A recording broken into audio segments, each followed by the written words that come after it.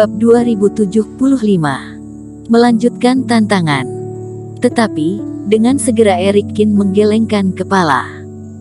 Sebelumnya dia tidak tahu Ricky Wang juga menguasai teknik rahasia, mampu menangkap jimat itu dan menemukan pemiliknya. Selain itu dirinya juga sangat berhati-hati dalam bertindak. Saat mengumpulkan jimat tadi, hawa-hawa yang digunakan adalah milik sendiri, bukan milik Homar Hu.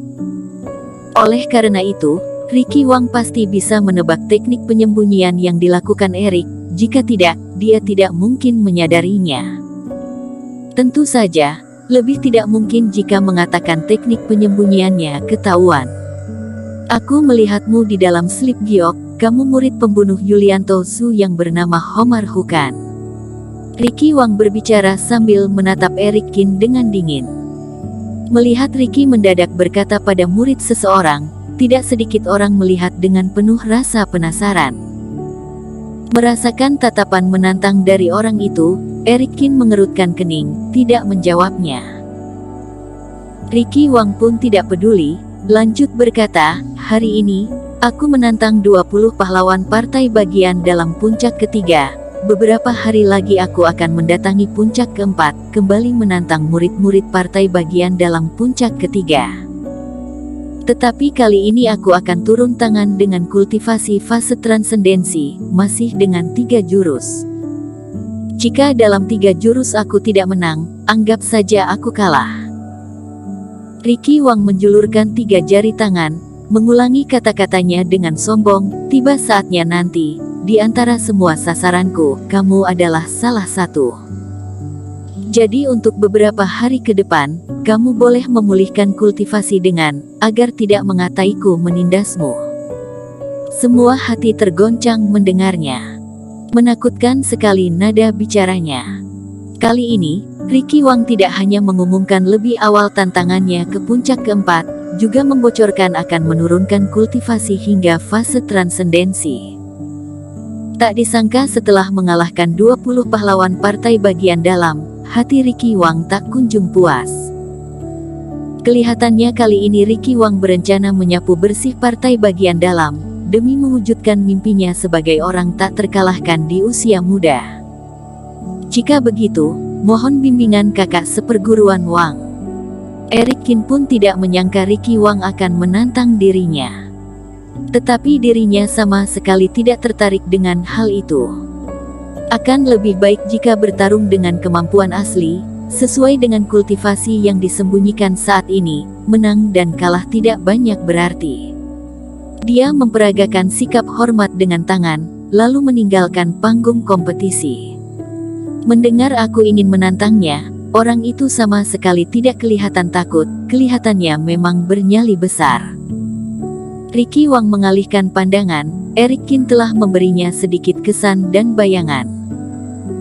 Alasan dia melihat ke arah Eric Kin, bukan karena merasa Eric Kin adalah murid terkuat di puncak keempat, melainkan kebetulan mengenali Eric Kin, dan berencana memanfaatkan dirinya untuk mengumumkan pada semua orang. Setelah itu, Ricky Wang menggigit gigi, lalu bergumam dingin. Tunggu saja saat aku menggunakan fase transendensi untuk mengalahkan semua anggota partai bagian dalam. Aku ingin melihat orang dengan transmisi suara bisa itu berkata apa.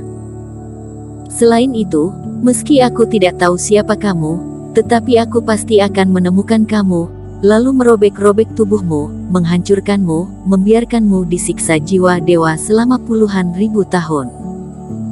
Ricky Wang bersumpah di depan semua orang, lalu mengibaskan lengan baju dan meninggalkan tempat itu.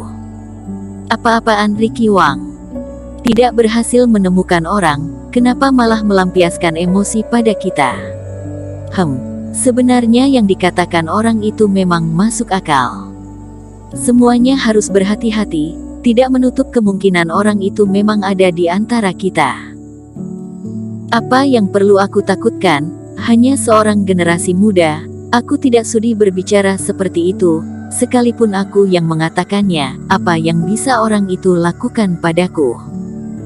Melihat Ricky Wang pergi, orang-orang mulai berkomentar. Terutama sikap Ricky Wang yang menghalang-halangi semua orang untuk pergi, membuat tidak sedikit senior tersinggung. Lebih baik pergi saja, jika tidak, sebentar lagi akan ada yang sembarang bicara lagi, bisa-bisa kita lebih direpotkan. Mengikuti orang-orang, Eric Kin berjalan keluar panggung kompetisi, langsung meninggalkan puncak ketiga.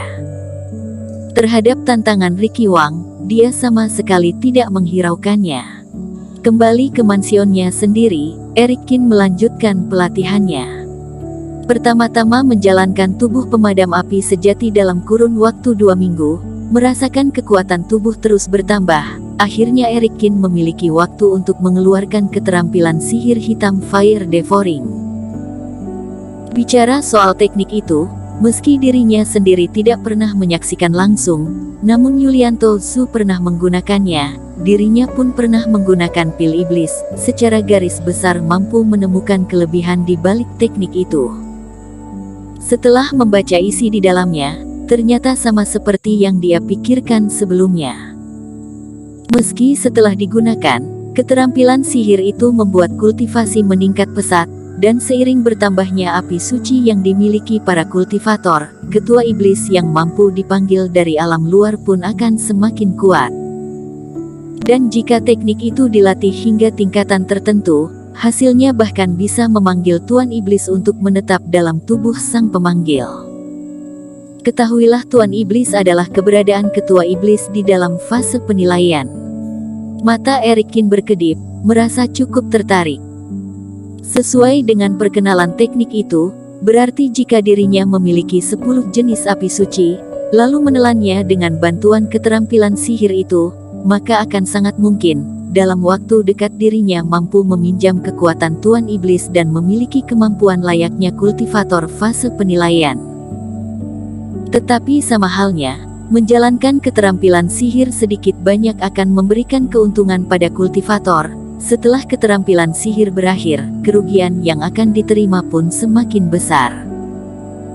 Sebagai contoh fase transendensi, jika meminjam kekuatan Tuan Iblis, maka kultivasi yang dimiliki kultivator akan jatuh hingga 3 tingkat lebih rendah. Setelah itu juga akan merusak saraf dan pondasi yang ada. Bisa dikatakan sebagai akibat yang cukup parah. Tentu saja, itu sudah menjadi salah satu kelemahan dari setiap keterampilan sihir yang ada. Semakin besar kekuatan yang dikeluarkan, semakin besar juga kerugian yang akan diterima. Bersambung.